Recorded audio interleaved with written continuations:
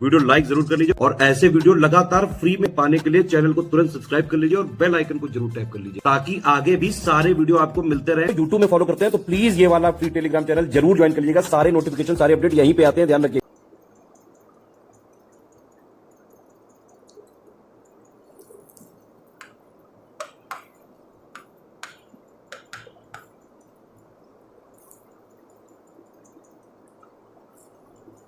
नमस्कार साथियों, स्वागत है आप सभी का स्टडी फॉर सिविल सर्विसेज में। ये क्लास है हमारी यारो हिंदी की।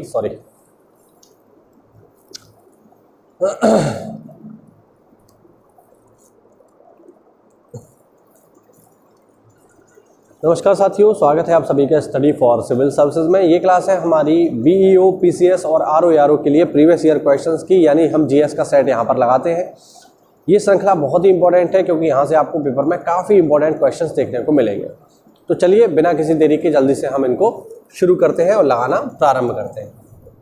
चलिए, जहाँ तक मैं याद कर पा रहा हूँ, ये जो हमारी क्लास है ये ज्योग्राफी के सेट की लास्ट क्लास है। इसके बाद हमारा ज्योग्राफी खत्म हो जाएगा, फिर हम अगला टॉपिक इसमें शुरू करेंगे जो कि मुझे लगता है इंडियन कॉन्स्टिट्यूशन होगा और संविधान से जुड़े हुए जितने भी इंपॉर्टेंट क्वेश्चन हैं उनको हम लगाएंगे। तो ये ज्योग्राफी की लास्ट क्लास होने वाली है हमारी। चलिए शुरू करते हैं।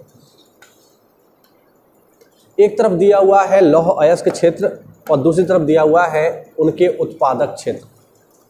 ठीक है, यानी लौह अयस्क क्षेत्र लॉरेन जो है ये कहाँ पड़ेगा ये पूछ रहा है, मिडलैंड कहाँ पड़ेगा, किरुना कहाँ पड़ेगा और कोस्टा कहाँ पड़ेगा ये आपको बताना है। तो देखो, लॉरेन जो क्षेत्र है साथियों ये आपको मिलेगा फ्रांस में, ए का चौथा।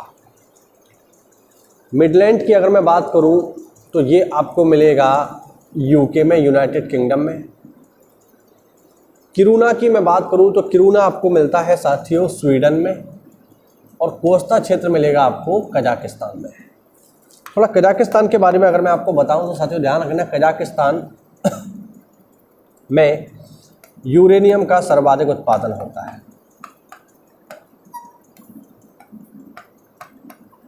अगर कोई पूछे विश्व में यूरेनियम का सर्वाधिक उत्पादन कहाँ होता है तो आप बताओगे कजाकिस्तान, और कोई पूछे यूरेनियम के सर्वाधिक भंडार कहाँ पर हैं तो आप बताओगे ऑस्ट्रेलिया।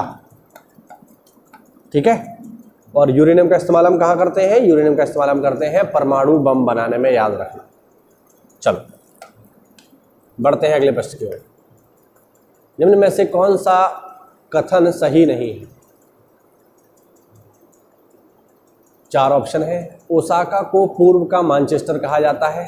दूसरा, जापान के सभी लोहा इस्पात उद्योग केंद्र दक्षिणी तटीय क्षेत्रों में है। तीसरा, जापान का उत्तरी होन्शु क्षेत्र सूती वस्त्र के लिए प्रसिद्ध है। चौथा, पूर्वी एशिया में जापान जलयान निर्माण उद्योग में अग्रणी है। ये पूछ रहा है, ये आपको बताना है। ठीक है, चलिए आंसर करिए इसका। ये बताना है कौन सा सही नहीं है, यानी इनमें से एक गलत है और तीन आपके बिल्कुल सही है। देखो, पहला ऑप्शन बिल्कुल सही है, ओसाका को पूर्व का मैनचेस्टर कहा जाता है, सही है। जापान का उत्तरी होन्शु क्षेत्र सूती वस्त्र के लिए प्रसिद्ध है, ये भी सही है। पूर्वी एशिया में जापान जलयान के क्षेत्र में, जलयान उद्योग के क्षेत्र में अग्रणी है, ये भी सही है। लेकिन ये जो ऑप्शन है आपका ऑप्शन बी ये गलत है। यहाँ पर ये कह रहा है जापान के सभी लोहा इस्पात उद्योग केंद्र दक्षिण तट में है, तो ये कहना गलत है। सभी नहीं है, कुछ तो आप यहाँ कह सकते हो, सभी और कुछ में अंतर है। अगर मैं कह रहा हूँ कुछ क्षेत्र है तो यानी कुछ क्षेत्र दक्षिण में है, दक्षिण तटीय क्षेत्र में, कुछ कहीं और है। लेकिन अगर मैं कह रहा हूँ सभी हैं तो जितने भी हैं सब दक्षिण में ही है, बाकी किसी जगह पर नहीं है, तो ऐसा नहीं है। ठीक है, ओसाका हो गया, नगोया हो गया, क्योटो हो गया, ये भी इंपॉर्टेंट औद्योगिक क्षेत्र है और ये दक्षिण तट में नहीं है, कुछ पूर्व में है, कुछ मध्य में है। तो ये कहना कि सभी हैं, तो ये जो स्टेटमेंट है अपने आप में गलत है। तो इसका जवाब क्या हो जाएगा? Option B. आगे देखो, निम्नलिखित में से कौन सा प्रदेश लैप्स जनजाति के लिए प्रसिद्ध है? ये आपको बताना है। लैप्स, अलास्का, स्कैंडिनेविया, ग्रीनलैंड या आइसलैंड। लैप्स जनजाति के लिए प्रसिद्ध क्षेत्र कौन सा है?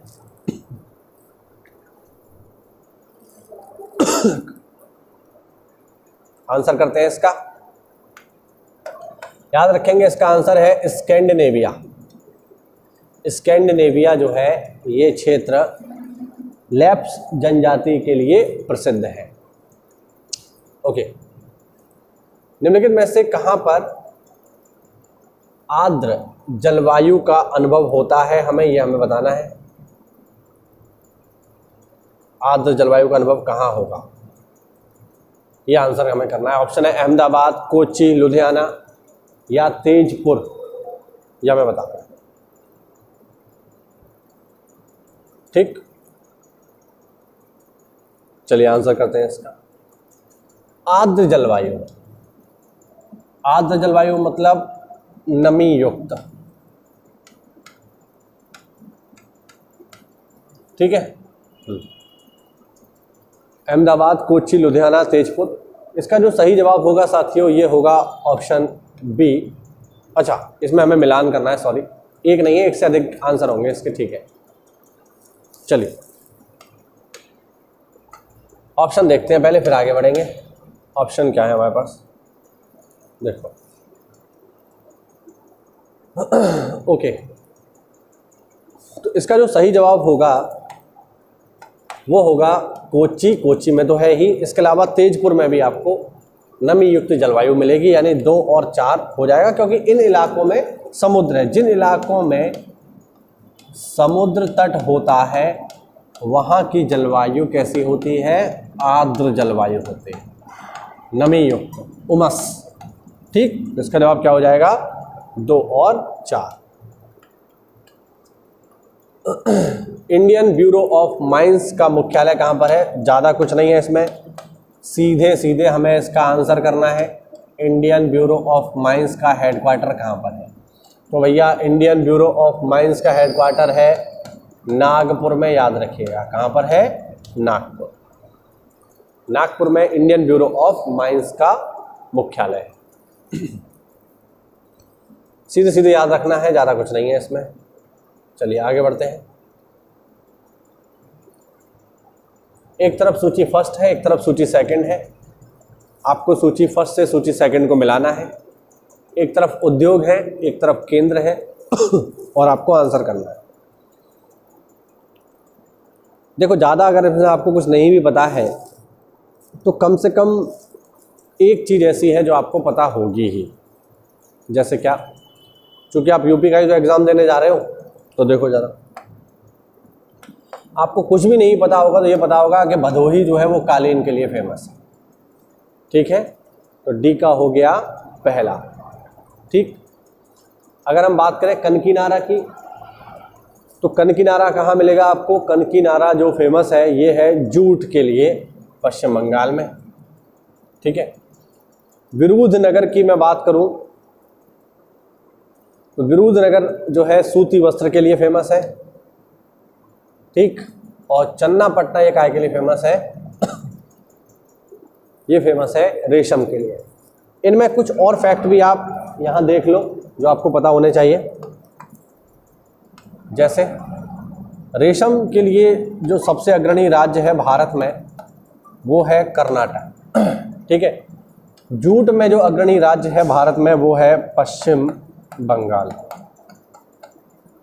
ठीक है, ये आपको याद रखना।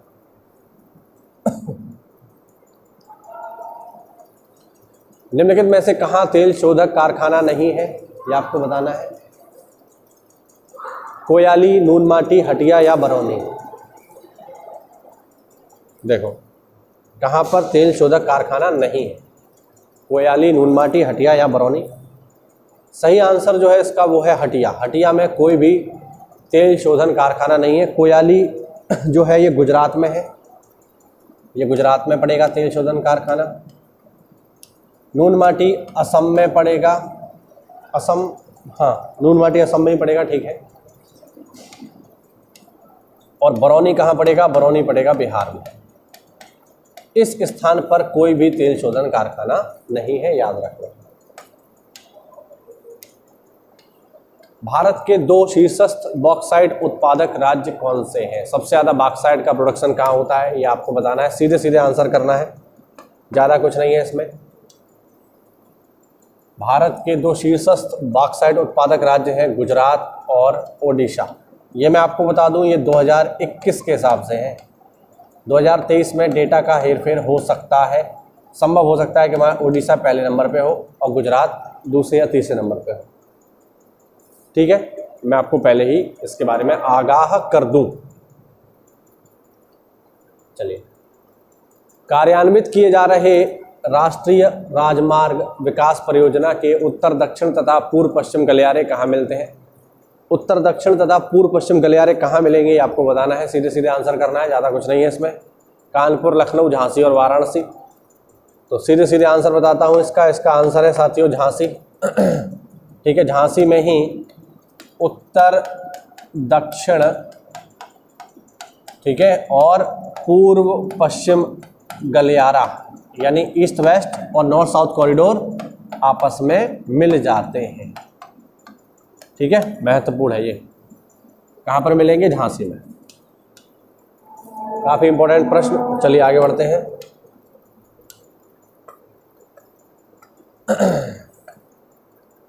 यदि इंग्लैंड में एक क्रिकेट कमेंट्री 10 बजे पूर्वाह्न से शुरू होती है तो उसे भारत में भारतीय समय अनुसार कितने बजे सुना जा सकता है?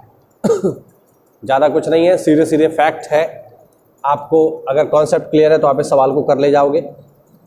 भारत का समय GMT यानी इंग्लैंड के समय से कितना आगे है? 5.5 घंटे आगे है प्लस में। ठीक है, हाँ। अब इंग्लैंड में कमेंट्री शुरू हो रही है 10 बजे तो हमें भारत में कब सुनने को मिलेगी? 10 से 5.5 घंटे आगे। अब 10 में अगर आप 5.5 जोड़ोगे तो 10 और 2 12, ठीक है, और 3.5 घंटे और बचेंगे। तो कितना समय हो जाएगा भारत में? भारत में समय हो जाएगा शाम के 3:30। तो ये आपको कब सुनने को मिलेगी? आपको सुनने को मिलेगी शाम को 3:30। ठीक है, सिंपल है, कॉन्सेप्ट है, आप आसानी से कर ले जाओगे। और 2 सवाल यहाँ पर और बचे हैं, इनको और देख लीजिए, फिर हमारा ये सीरीज खत्म हो जाएगा फाइनली। हमने इसके सभी 250 से भी अधिक सवालों को देखा है। अफ्रीका में सर्वाधिक तांबा उत्पादक देश कौन सा है? सबसे ज़्यादा तांबा कहाँ होता है? ऑप्शन ए दक्षिण Africa, option B Zambia, option C Kenya, option D Tanzania. सर्वाधिक तांबा की बात हो रही है भैया, तो सर्वाधिक तांबा उत्पादित होता है जाम्बिया में, याद रखना सीधे सीधे। और इस सीरीज का ये अंतिम प्रश्न, उसके बाद ये टॉपिक हमारा ज्योग्राफी का समाप्त, फिर हम शुरू करेंगे संविधान, मतलब एक और है इसके अलावा, अरे 2-3 है, चलिए ठीक है। कौन सा सही सुमेलित नहीं है आपको बताना है। देखो, बोलीविया में टिन का प्रोडक्शन होता है, ब्राज़ील में लोएस का प्रोडक्शन होता है, मैक्सिको में चांदी मिलती है, लेकिन पेरू में शोरा नहीं मिलता। पेरू में आपको क्या मिलेगा? पेरू में आपको मिलेगा तांबा। यहाँ शोरा दे रहा है, इसका जवाब क्या होगा? तांबा, ऑप्शन डी। किस देश में बाजार आधारित लौह इस्पात के कारखाने हैं? इसको मैंने पहले भी एक्सप्लेन किया है। बाजार आधारित का मतलब होता है कि डिमांड एंड सप्लाई के आधार पर किसी भी वस्तु की कीमतें निर्धारित होना। तो इसका बेस्ट एग्जांपल है जापान। ये सवाल हम पहले भी कर चुके हैं। ठीक है, अब अंतिम सवाल, किस देश में उसके भौगोलिक क्षेत्र का सर्वाधिक प्रतिशत वन आच्छादित है? बहुत ही बढ़िया सवाल है भाई, ध्यान रखना, बहुत ही बढ़िया। इसका सही जवाब है जापान। जापान की अगर मैं बात करूं तो जापान के 68.2% पर जंगल है। बहुत ही शानदार प्रश्न है ये, पेपर में पूछा जा सकता है। ठीक है, तो आपको याद रखना है कि ऐसा कौन सा देश है विश्व भर में जिसमें सबसे ज़्यादा, मतलब जिसके सर्वाधिक % पर जंगल है। तो आपका इसमें जवाब क्या होगा? आपका इसमें जवाब होगा जापान। जापान के साथियों 68.2% पर जंगल है। वहीं अगर हम भारत की बात करें तो भारत इसमें काफ़ी पीछे है। भारत का अगर हम क्षेत्रफल देखें तो 24.7% के आसपास कुछ निकल के आता है। जबकि होना कितना चाहिए, होना चाहिए 33% और है कितना, करीब करीब 24.7। जबकि जापान की हम बात करेंगे तो जापान में 68.2 के आसपास जंगल है, इसीलिए जापान विकसित है, इसीलिए जापान के लोग लंबी आयु जीते हैं, क्योंकि वहाँ का वातावरण बहुत ज़्यादा शुद्ध है।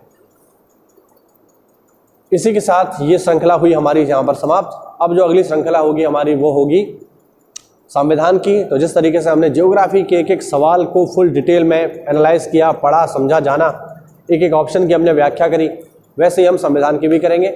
मिलते हैं अगली क्लास में, तब तक के लिए जय हिंद, जय भारत, वंदे मातरम, जय श्री राम।